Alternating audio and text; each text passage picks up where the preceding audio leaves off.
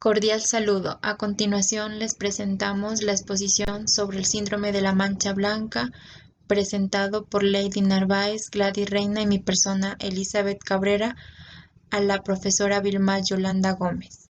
Generalidades.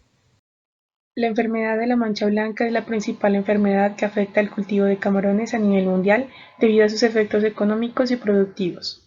Es generada por el virus del síndrome de la mancha blanca y es capaz de generar una alta mortalidad en poslarvas y camarones y también en juveniles, alcanzando niveles hasta del 100% en pocos días. Los mecanismos de transmisión de esta enfermedad en curso agudo facilitan su dispersión y contagio. Se transmite de forma horizontal o vertical mediante vía oral, por canibalismo de individuos muertos o por partículas del virus en el agua a través de las branquias, zooplancton, agua contaminada, sedimentos del fondo de los estanques o por vía transovárica. Los principales factores de contaminación con el virus son los siguientes: camarones y larvas infectados con mancha blanca, animales diferentes a los camarones portadores del virus, partículas virales diseminadas en el agua, productos procesados positivos a la mancha blanca, aguas que son producto de proceso de camarones, equipos, vehículos y actividades humanas y crustáceos decápodos de aguas marinas o dulces. Agente patógeno. El Comité Internacional de Taxonomía de Virus asignó al virus de la mancha blanca al género Wispovirus con genoma ADN bicatenario, que pertenece a la familia Nemaviridae, como miembro único. Los virones de la mancha blanca son entre ovoides o elipsoides y basiliformes. Tienen una simetría regular, una membrana trilaminar con un apéndice terminal con una defunción aún desconocida y miden entre 80 a 120 micrómetros de diámetro y 250 a 380 micrómetros de longitud. Lo que más llama la atención es la prolongación, es decir, un apéndice filiforme o flagelar que se observa en el extremo del virión. Se ha identificado distintas cepas de la mancha blanca con pequeños polimorfismos genéticos, es decir, variaciones. Este puede infectar a gran variedad de crustáceos acuáticos, sobre todo decápodos como camarones marinos de aguas salobres y de aguas dulces, así como cangrejos de río y langostas. Hasta ahora no se ha observado que ningún crustáceo decápodo de aguas marinas y salobres o dulces sea resistente al virus. Los mejores estadios de la vida de los crustáceos para la detección del virus son las fases de poslarva tardía, los juveniles y los adultos. La probabilidad de detección puede aumentar exponiéndose a condiciones estresantes como la ablandación del pedúnculo caudal ocular, la eclosión, la muda, cambios de la salinidad, la temperatura o el pH del agua y durante los afloramientos del plancton. Especies afectadas. En los camarones de cultivo en silvestre se ha observado infecciones naturales en las siguientes especies: Penaos monodon, Penaos japonicus, Penaos chinensis, Penaos indicus, Penaos merengiensis, Penaos setiferus, Litopenaos stylirostris, Litopenaos banamei. Sin embargo, en pruebas realizadas bajo condiciones de laboratorio se observó que una cepa de virus de la mancha blanca originaria de Tailandia fue altamente patogénica para Penaos banamei, Penaos styloristris, Penaos aztecus, Penaos duorarum y Penaos setiferus. No se ha observado resistencia natural significativa en ninguna de las especies de camarones peneidos, aunque se han reportado familias de Penaos banamei en Panamá que presentan supervivencias superiores ante el desafío experimental con mancha blanca. Bajo condiciones de cultivo, muchas especies de peneidos, tanto asiáticos como americanos, presentan la aparición de manchas o puntos blancos embebidas en la cutícula del exoesqueleto. Esta característica es la que le da el nombre a la enfermedad. No obstante, las manchas blancas pueden ser producidas por otros patógenos en el caso de camarones. Ciclo de vida del agente patógeno. Respecto al ciclo de vida, la supervivencia del virus fuera del hospedero es de al menos 30 días a 30 grados centígrados en agua marina y es viable en estanques de cultivo durante al menos 3 a 4 días. El virus se inactiva en 120 minutos a 50 grados centígrados y en 1 minuto a 60 grados centígrados, y su ciclo de replicación dura unas 20 horas a 25 grados centígrados. Manifestaciones. Las manifestaciones de esta enfermedad suelen aparecer durante los primeros 30 a 50 días de cultivo en los estanques de producción. Según la Organización Mundial de la Salud Animal, este virus es capaz de provocar mortalidades masivas en cortos periodos de tiempo. Puede acabar fácilmente con las poblaciones totales de estanques de cultivo en periodos comprendidos entre 3 y 7 días a partir de la aparición de los primeros síntomas. El estrés es un factor fundamental en el desarrollo de esta enfermedad. Se ve una marcada relación entre la temperatura inferior a 27 grados centígrados y la aparición de la enfermedad. Por encima de este valor, los camarones infectados con el virus pueden permanecer como portadores asintomáticos.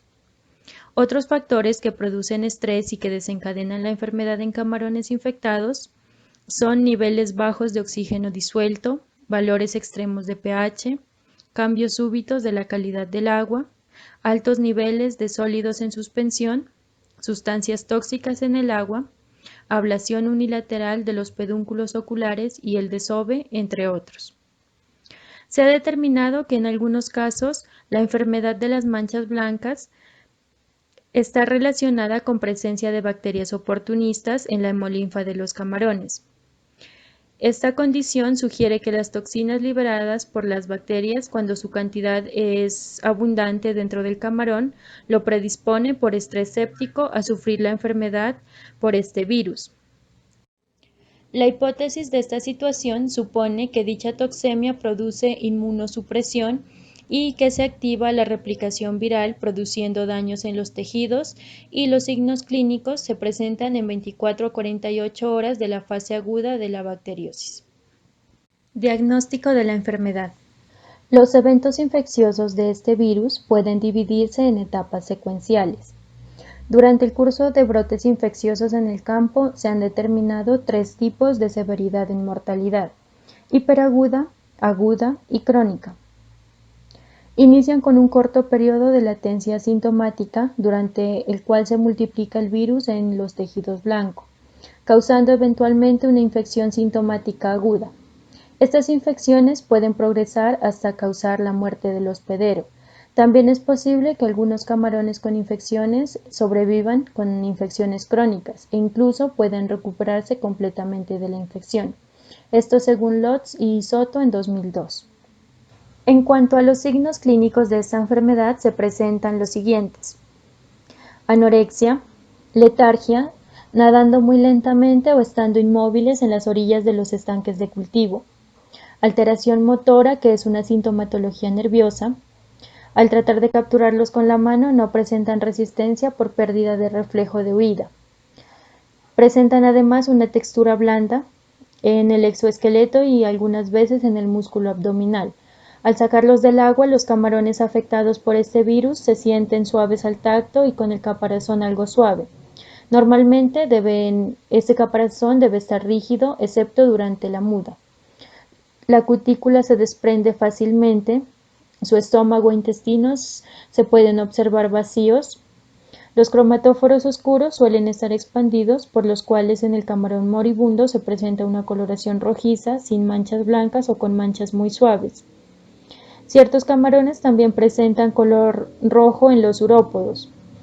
Los característicos puntos blancos de esta enfermedad van de 0.5 a 2 milímetros de diámetro, los cuales son más aparentes en la superficie interna del camarón.